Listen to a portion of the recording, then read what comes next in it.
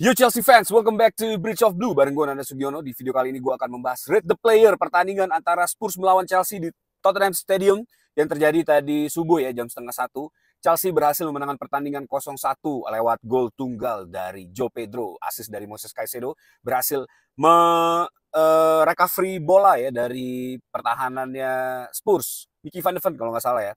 Dan bola berhasil dibawa ke dalam kotak penalti dan dipassing ke Joe Pedro, dan akhirnya Joe Pedro berhasil membuat gol tunggal keunggulan buat Chelsea setelah sebelumnya Joe Pedro sempat membuang peluang emas sebelumnya, dan ini menjadi comeback Joe Pedro ya untuk menciptakan gol setelah cukup lama berpuasa, mungkin sekitar 4 atau 5 match Joe Pedro belum menciptakan gol lagi. Dan di video kali ini gue akan memberikan rating kepada para pemain. Terdiri dari 4 box merah itu untuk pemain yang underperform, yang impact-nya tidak terasa di pertandingan ini dan tidak memiliki kontribusi apapun. Box kuning untuk pemain yang mungkin punya potensi untuk menjadi lebih baik lagi, dan semoga aja di kedepannya setelah diberi box kuning dan beberapa review, ini pemain bisa kembali lagi menjadi atau mengeluarkan top performance-nya. Dan box hijau untuk para pemain yang memiliki impact dan juga punya peluang-peluang besar atau punya kontribusi yang baik untuk tim ya di setiap pertandingan. Dan satu lagi adalah box biru, the ultimate box. Ini untuk pemain yang outstanding, yang menciptakan perbedaan di pertandingan. Nah itu dia ya, kemarin ada yang tanya ke gue, minta tolong dijelaskan box-boxnya di kolom komen ya. Oke, sekarang gue jelasin. Jadi buat kalian yang sudah sering nonton Rate the Player mungkin sudah paham mengenai sistematis box yang gue pakai di video ini ya. Tapi buat yang baru join, itu dia. Jadi silakan aja nanti kalian tulis di kolom komen, menurut kalian apakah analisa dan review gue ini cukup mewakili perasaan kalian? Kalau nggak, kalian bisa langsung tulis di kolom komen aja di bawah ya. Nah, tapi sebelum gue mulai, jangan lupa buat likes dan komen video ini, subscribe juga supaya channel Bridge of Blue ini semakin disayang sama YouTube ya. Bantu gue untuk sampai ke 10.000 subscriber di akhir tahun. Kalian juga bisa follow gue di Instagram di @nandasugiono dan join channel gue karena gue selalu membahas mengenai Chelsea di channel gue. Oke, kita mulai aja dari overall permainan ya. Chelsea cukup menguasai permainan di pertandingan kali ini dengan penguasaan bola lebih dari 50% dan touch in opposite box juga yang cukup signifikan menurut gue. Passing di opposite box ini menjadi salah satu poin tertinggi Chelsea ya di 10 pertandingan di Premier League saat ini, dan ini menjadi hasil yang cukup positif juga menurut gue. Dan pertandingan tentu seperti biasa dikuasai oleh Chelsea, dan perjalanan away ke Tottenham Stadium ini menjadi salah satu pertandingan favorit buat Chelsea karena selalu mendapatkan 3 poin ya. Dan seperti biasa, Tottenham Hotspur ini bukan tim yang memang bisa disandingkan sama Chelsea ya. Hampir di seluruh laga Chelsea memenangkan pertandingan melawan Tottenham, dan hampir setiap laga para pemain Tottenham ini ciut saat melawan Chelsea. Mau siapapun manajernya, mau siapapun pemainnya, selalu kita lihat hampir 20-30 tahun terakhir ini hal seperti ini kerap kali terjadi. Jadi gue sangat optimis.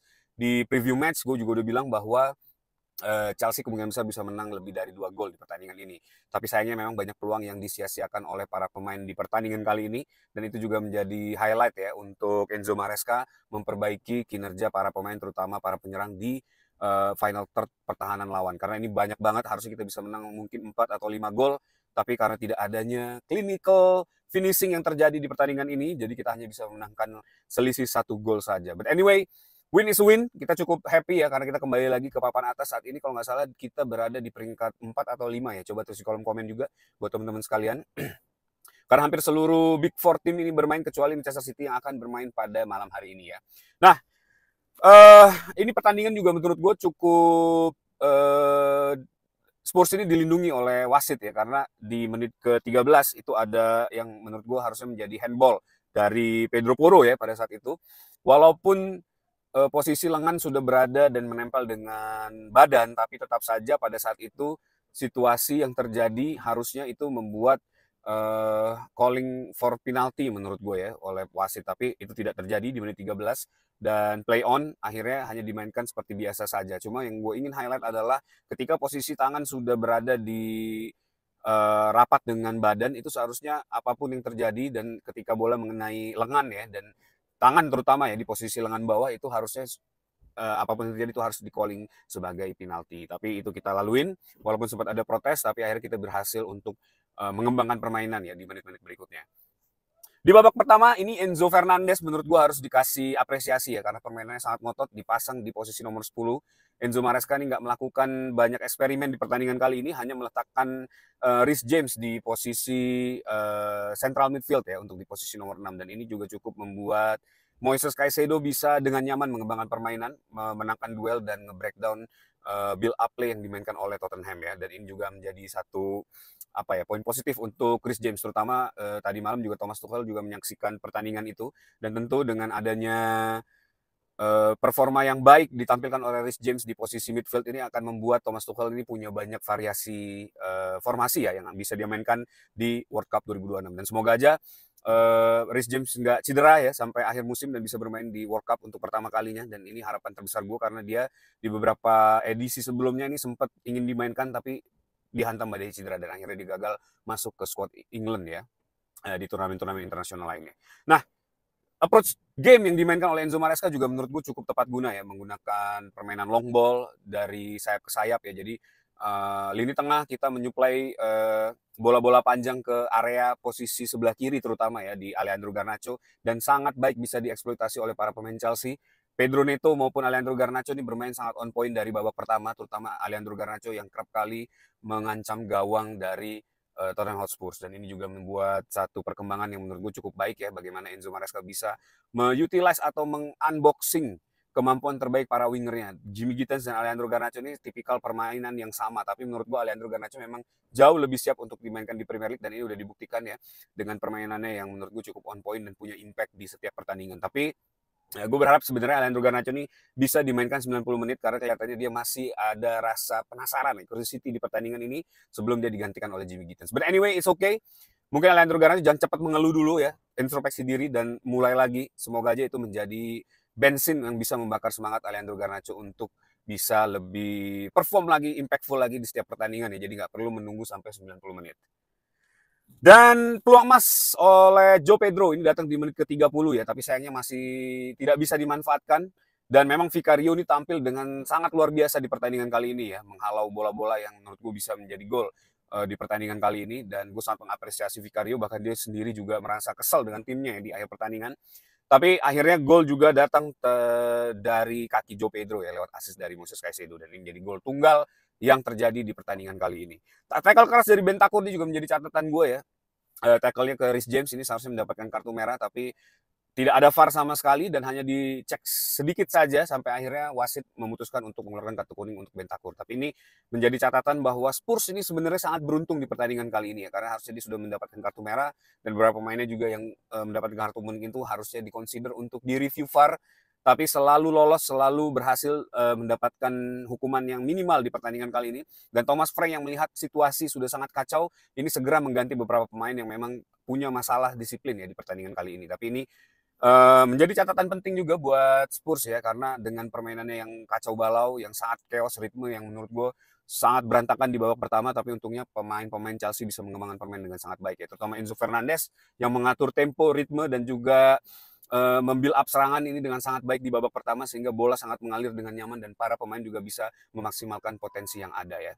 Dan memasuki babak kedua, permainan masih dikuasai oleh Chelsea. Justru Chelsea semakin menaikkan tekanan buat para pemain Spurs ya, dengan man-to-man marking dan high pressing yang ditunjukkan dari babak kedua sampai dengan menit ke-65-an. Dan ini gue cukup khawatir sebenarnya ya, karena yang gue khawatirkan adalah fisik kedodorannya para pemain Chelsea dan akhirnya bisa membuat gawang Chelsea kebobolan di menit-menit akhir. Tapi untungnya Enzo Maresca cepat melakukan perubahan ya di lini pertahanan Chelsea dengan menarik Malo Gusto, memasukkan Lavia, dan meletakkan kembali Reece James di posisi back kanan. Ini membuat sedikit stabilitas yang lebih baik lagi di defense Chelsea di babak kedua, dan akhirnya bisa melepaskan high pressing tersebut. Tapi high pressing ini juga cukup penting untuk meredam perubahan formasi atau permainan yang dilakukan oleh Thomas Frank setelah dressing break ya, karena ini cukup krusial menurut gue momen-momen di awal babak kedua ini. Apabila misalnya Chelsea gagal untuk meredam permainannya Tottenham Hotspur, ini bisa mengembangkan permainan dengan nyaman dan akhirnya bisa membuat gol atau justru membalikan keadaan ya. Tapi untungnya Enzo Maresca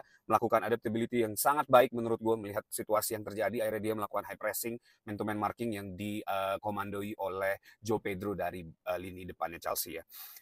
Clearance yang penting juga dilakukan oleh Moises Caicedo di menit 49, dan Moises Caicedo ini benar-benar pemain yang luar biasa di pertandingan kali ini, dan nggak diragukan lagi Moses Caicedo adalah the best midfield in the world ya. Peluang dari Pedro Neto di menit 54 ini juga sayang banget, harusnya bisa dimanfaatkan tap in yang gagal ya. Passing dari Alejandro Garnacho dari sisi kiri yang gagal dimanfaatkan oleh Pedro Neto, dan ini juga cukup membuat gol frustasi di sepanjang babak kedua ya, dan bahkan di sepanjang permainan ini harusnya Chelsea jauh lebih banyak lagi bisa membobol gawang dari Tottenham Hotspur ya. Ini akan menjadi evaluasi yang harusnya bisa ditingkatkan oleh Enzo Maresca terutama di finishing finish ya, dan ini mungkin masih harus dibuat rules ya, atau apa ya, kalau gue di FM dulu ya, kalau gue main, setiap ada pemain yang gagal itu gue akan potong gaji ya, karena memang itu adalah hal yang sangat penting. Tapi biasanya mereka akan komplain dulu di awal, tapi semakin hari semakin banyak terjadi hal tersebut, dan itu akan menjadi satu kebiasaan yang baik lah menurut gue. Dan para pemain juga akan lebih fokus dan konsentrasi untuk menyelesaikan finishing yang terjadi, apalagi peluangnya itu mungkin hampir 100% gol ya. Dan yang harus di-highlight dari pertandingan ini adalah penampilan Robert Sanchez ya, bagaimana high claim-nya itu, crossing-crossing dari Spurs yang dia bisa gagalkan, walaupun sempat membuat gue cukup deg-degan, tapi untungnya Robert Sanchez ini tampil dengan sangat baik di pertandingan kali ini ya.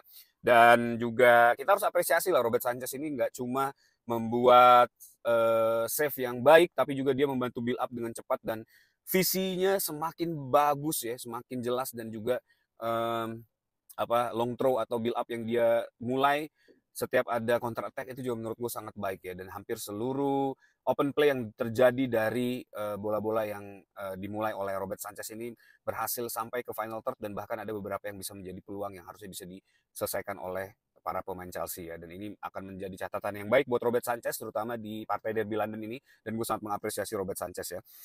Dan peluang besar juga terjadi di akhir babak kedua ya. Ada Jimmy Gittens yang membuang-buang peluang, harusnya udah 100% gol, malah ditendang ke atas. Dan juga Joe Pedro yang lagi-lagi di-save oleh Vicario, karena Vicario ini di pertandingan kali ini menurut gue sangat luar biasa baik penampilannya ya.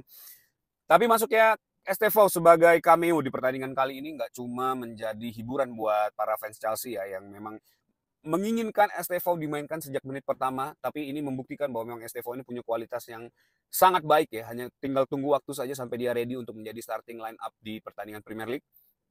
Masuknya dia hanya bermain kurang lebih 10 menit lebih lah ya, tapi sudah bisa membuat dua involvement yang menurut gue sangat baik ya terjadi di akhir babak kedua, dan ini harusnya bisa menjadi gol, tapi sayang tidak klinis ya para winger dan juga striker Chelsea ini membuat permainan open play yang sudah sangat baik di-create oleh Estevao Willian ini gagal menjadi something ya, dan ini menjadi catatan penting juga buat para striker dan sayap Chelsea yang mendapat peluang harus memanfaatkan peluang sebaik mungkin, karena Estevao Willian ini kalau nggak diselesaikan dengan sangat baik mungkin dia lama-lama akan drop ya, dan itu terjadi juga dengan Cole Palmer yang musim lalu berhasil menciptakan 35 possibility GA ya, ex-assist yang gagal diselesaikan oleh Nicholas Jackson, dan ini akan menjadi mental burden ya harusnya nanti ke depannya, tapi gue nggak berharap ini bisa terus-terusan seperti itu ya.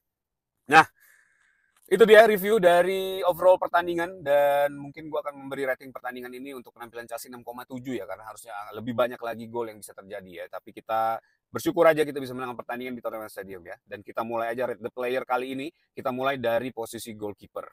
Dari posisi goalkeeper, Robert Sanchez ya, di pertandingan kali ini bermain sangat baik menurut gue, dengan high claim yang berhasil dia menangkan sebesar 5 high claim save yang berhasil dilakukan ya di pertandingan kali ini, dan juga beberapa save dia yang sangat baik, dan build up play yang dimainkan oleh Robert Sanchez di pertandingan kali ini berhasil membuat possibility open play yang jauh lebih baik lagi ya dari para pemain Chelsea, dan ini akan gue kasih box biru buat Robert Sanchez. Ini pertama kalinya selama Robert Sanchez berkarir di Chelsea baru gue kasih box biru, karena penampilannya yang sangat konsisten menurut gue ini berhasil mendongkrak kepercayaan diri para defender Chelsea ya di pertandingan kali ini, sehingga mereka bisa dengan sangat nyaman mengamankan pertandingan, dan ini menjadi catatan yang sangat positif menurut gue dengan perkembangan dari goalkeeper Robert Sanchez ini ya.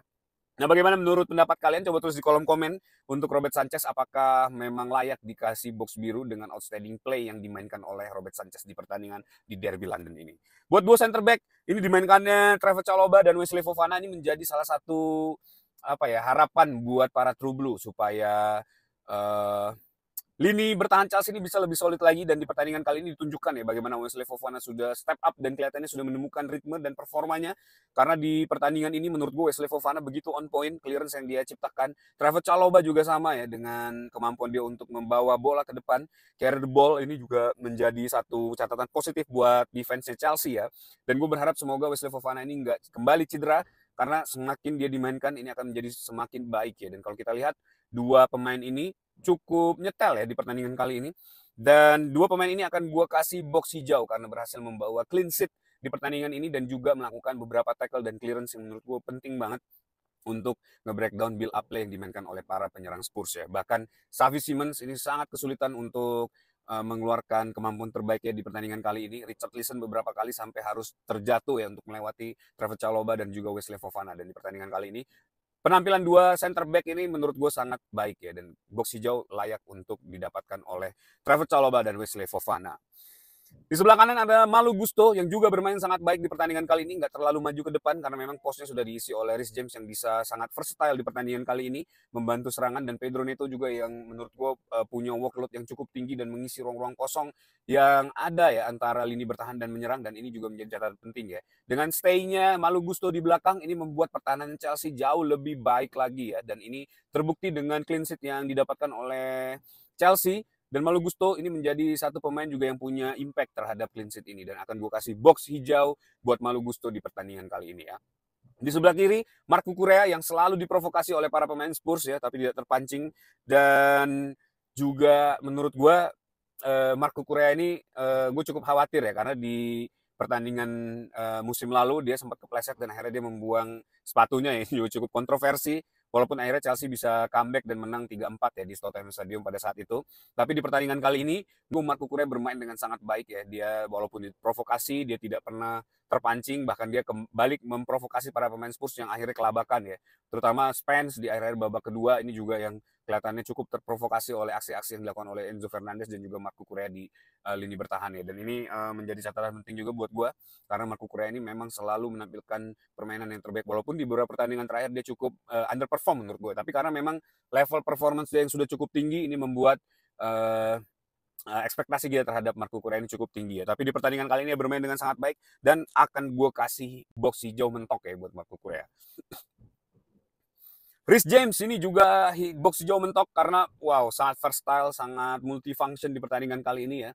Cuma sayang eksekusi set piece belum bisa dimanfaatkan dengan baik ya oleh Reece James di pertandingan kali ini. Beberapa kali mendapatkan peluang tapi belum bisa di-deliver dengan baik oleh Reece James di pertandingan kali ini. Tapi overall permainannya, bagaimana dia melakukan defense, bagaimana dia membawa bola ini juga sangat baik ya, walaupun dia sempat melakukan beberapa kehilangan bola ya, momen-momen kehilangan bola, dan menurut gue ini harus segera di reduce atau dikurangi oleh Reece James seandainya dia memang ingin dimainkan di midfield ya, terutama nanti di saat dia bermain untuk Inggris di World Cup ya. Tapi di pertandingan kali ini Reece James akan gue kasih box hijau mentok. Dia memimpin para pemain Chelsea dengan sangat baik. Dia bisa meredam chaos yang terjadi di lapangan dan dia bisa memaksimalkan potensi para pemain Chelsea ya, dan membuat para pemain ini sangat kompak, dan ini menjadi modal penting buat kita mengarungi sisa dari Premier League ya di musim ini. Moises Caicedo, udahlah ini akan gue kasih box biru buat Moises Caicedo, outstanding player, permainannya luar biasa, dia mendapatkan man of the match di pertandingan kali ini. Dari babak pertama, start dari awal, Moises Caicedo ini nggak pernah kendor sampai dengan akhir babak kedua ya, dan dia membuat assist, memenangkan duel, melakukan tackle, on point, clearance, you name it, semua dilakukan oleh Moises Caicedo di pertandingan kali ini. Bahkan gue juga dengar chance untuk Golo Kante ini diganti namanya dengan Moises Caicedo di pertandingan kali ini, dan ini gue sangat bersyukur kita mendapatkan pemain ini dan sangat worth it menurut gue kalau melihat kaliber permainannya Moises Caicedo dengan harga yang kita bayarkan untuk Brighton ini luar biasa, dan ini akan menjadi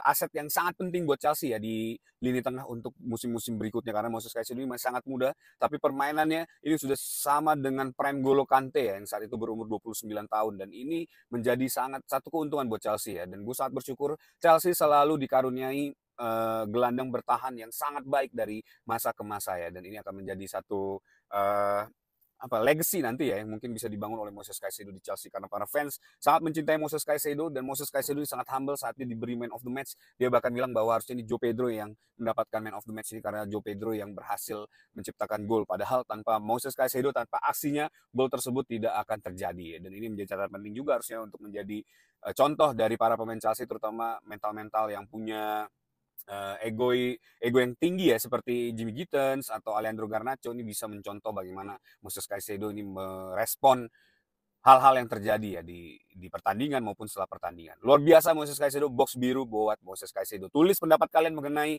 Moises Caicedo di pertandingan kali ini. Kasih pujian, kasih apresiasi buat Moises Caicedo ya, karena permainannya luar biasa. Pedro Neto ini akan gue kasih box hijau, walaupun memang banyak peluang yang disia-siakan ya. Ada peluang tap in yang harusnya bisa menjadi gol dari Pedro Neto, tapi workload-nya terus juga impact-nya terhadap permainan, gue gak yakin seandainya bukan Pedro Neto yang dipasang di posisi sebelah kanan, kemungkinan besar ini akan beda ceritanya ya. Tapi karena adanya Pedro Neto di posisi sebelah kanan, ini membuat Spurs cukup kewalahan ya, karena dia harus memilih antara melakukan defense atau attack ya, para center para wingback-nya, dan ini membuat permainan Spurs ini cukup tertahan ya, dan tidak bisa berkembang, dan ini juga menjadi faktor yang sangat penting di luar dari statistik atau impact apapun yang biasanya diributkan oleh para fans, terutama di fans Indonesia. Menurut gue Pedro Neto ini sudah bermain dengan sangat baik ya. Impact yang dia tampilkan tidak hanya dari data statistik, tapi juga bagaimana dia bisa mempengaruhi para pemain dan juga mempengaruhi keputusan apa yang harus dilakukan oleh pemain lawan. Ini menjadi satu yang cukup baik di pertandingan kali ini. Box hijau buat Pedro Neto.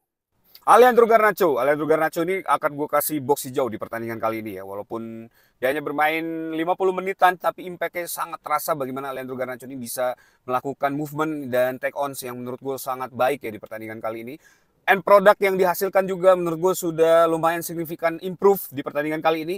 Hanya saja memang Alejandro Garnacho dan beberapa pemain lain ini belum nyetel ya. Dan semoga aja nih semakin seiring berjalannya waktu, mereka bisa semakin kompak, dan memang menurut gue Alejandro Garnacho ini memang disiapkan untuk menjadi first team player ya di Chelsea.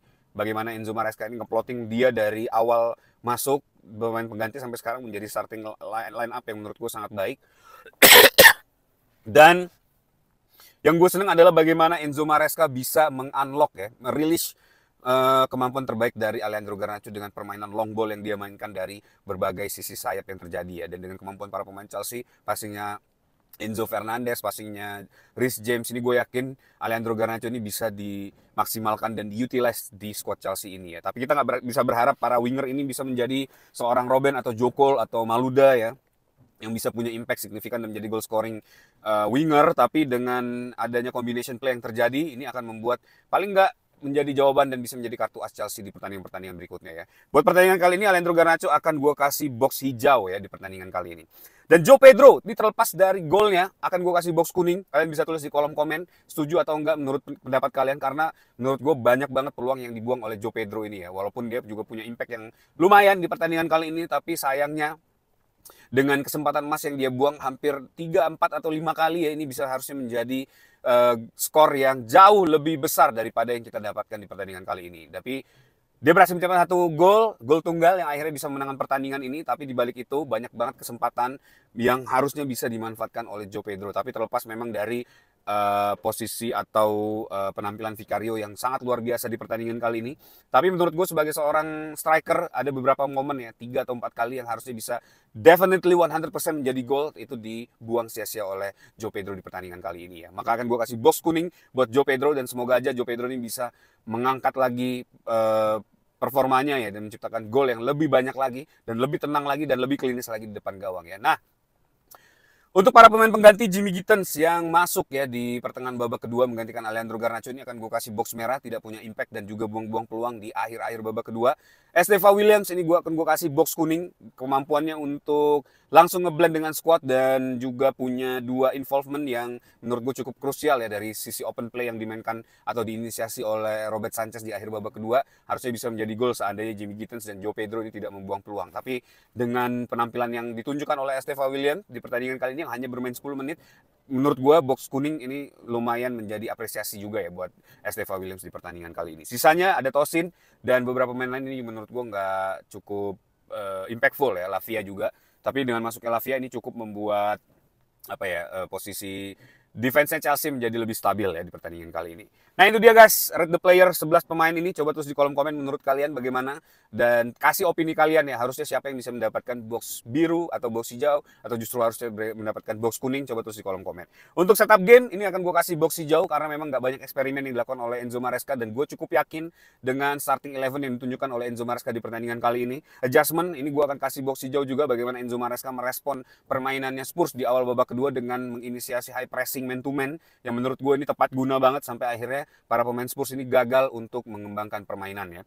Dan combination play ini juga akan gue kasih box hijau karena permainan juga sangat bervariasi dan sangat baik menurut gue ya. Nah itu dia bagaimana menurut pendapat kalian, coba tulis di kolom komen. Dan that's it video for today. Kita berhasil menangkan ini dan kita naik lagi ke peringkat atas, papan atas ya, klasemen sementara. Dan semoga ini menjadi satu momen yang bisa membuat Chelsea lebih stabil lagi ya, lebih konsisten lagi ya. Dan ini akan menjadi breakthrough Chelsea sampai dengan akhir Premier League ya, di akhir musim. Dan gue berharap semoga Chelsea bisa menangkan pertandingan dari minggu ke minggu, week in week out. Dan ini akan menjadi kemenangan melawan Tottenham Hotspur ini tentu akan membakar semangat Chelsea sebelum akhirnya kita melawan Arsenal di tanggal 20 November. Dan ada apa di 20 November? Pantengin terus Bridge of Blue dan pantengin terus Instagram gue ya. Itu dia. Jangan lupa buat kalian yang suka sama video ini, like dan komen. Jangan lupa juga buat subscribe, bantu gue sampai ke 10.000 subscriber di akhir tahun. Kalian bisa follow gue di Instagram @nandasugiono dan join channel gue karena gue selalu membahas soal Chelsea di channel gue ya. Itu dia. Jangan kemana-mana, tetap dukung Chelsea. Once blue, always be blue. Up the Chelsea.